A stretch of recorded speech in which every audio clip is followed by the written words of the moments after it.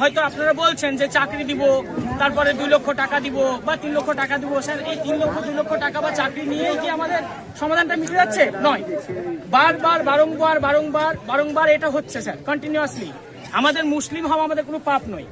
আমাদেরকে ঈশ্বর বানিয়েছে, অন্য প্রজাতিকে ঈশ্বর বানিয়েছে। এবং আমার মনে হয় কোনো একটা মুসলমানকে নিয়ে জয় শ্রী রাম বলার কারণে তাকে হত্যা করে দেওয়া হলো এবং পশ্চিমবঙ্গ সরকার সেখানে কোনো রকম সংজ্ঞান নিল না। আমাদের বক্তব্য হচ্ছে এটাই। দ্বিতীয়, ফ্যামিলি কি ডিমান্ড করেছে আপনাদের কাছে? আপনি চাকরি দেবেন কিনা, টাকা দিবেন কিনা, সেটা প্র্যাকটিক্যালি ফ্যামিলি ম্যাটার স্যার। আমাদের ডিমান্ড একটাই, যে আমাদের পর্যায়ে শ্রমিক নেক্সট টাইম কোনো এলাকায় কাজে গেলে এই যদি দেখতে হয় আমাদেরকে স্যার, তাহলে আপনি এটা গ্যারান্টি দেবেন যে আমাদের কোনো ছেলেদেরকে, কোনো মেয়েদের, কোনো কাউকেই বাইরে হত্যা হতে হবে না, বাইরে মার খেতে হবে না। আর নইলে আপনি অ্যাক্ট তৈরি করুন, সেই প্রভিশন অনুযায়ী আমাদেরকে কার্ড দিন এবং সেই কার্ড দেখালে যেন আমরা রক্ষা পাই বা সাবসিডি পাই। আমাদের এটা হচ্ছে। আর বিশেষ কারণ, যে ফ্যামিলিটা মারা গেছে স্যার, তাকে চাকরি দেবেন, টাকা দিবেন, সবকিছু দেবেন। বাকিরা যারা আছে তারা যেন সহি সালামত বাড়ি ফেরে এবং পুনরায় যেন আবার যেন আমাদেরকে মব লিঞ্চিং এর মুখে না হতে হয়। এই যে ভারতবর্ষে মব লিঞ্চিং হচ্ছে, এর বিরুদ্ধে আমরা মুসলমানরা সবাই সংজ্ঞান।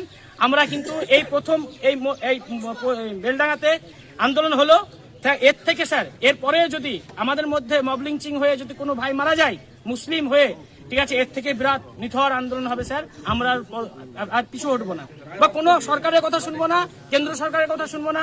আমরা যা পারি আইন হাতে নিয়ে যদি মরতে হয় আইন হাতে নিব, মরবো, কিন্তু স্যার জায়গা ছাড়বো না। কারণ আমরা মুসলমান।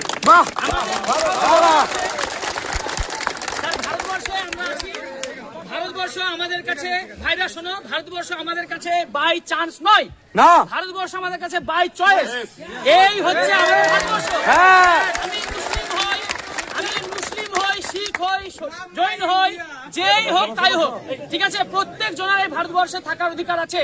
সংবিধান অনুযায়ী এই ভারতবর্ষের মাটি সবার মাটি, সবার মাটি, প্রত্যেকটা সমাজের মাটি। আমরা এই বক্তব্য বলে স্যার আপনার কাছে আমার রিকোয়েস্ট, আমাদের যেন এই ভাইরা খেটে খাওয়া মজুর, তাদের কাছে যেন হত্যা না হয়, আমাদের যেন প্রিভেনশন করা হয়, এর জন্য ব্যবস্থা স্যার আপনাকে নিতে হবে। আপনি যেহেতু আমাদের সরকারিভাবে, আপনি ছাড়া কেউ সহায়তা করতে পারবে না। এসপি স্যার দাঁড়িয়ে আছেন, ডিএম স্যার দাঁড়িয়ে আছেন, দুই আইপিএস অফিসার মিলে যদি আমাদেরকে যদি রক্ষা না করতে পারে, আমার মনে হয় ভারতবর্ষে আর কেউ রক্ষা করতে পারবে না। আমরা মুসলমান, আমরা কারো ক্ষতি চাই না। আমরা কখনোই বলি না যে একটা হিন্দু লোককে আমরা বলি না স্যার, কাগজ আপনাদের প্যাডেই দিবেন তো স্যার, লিখিত ভাবে।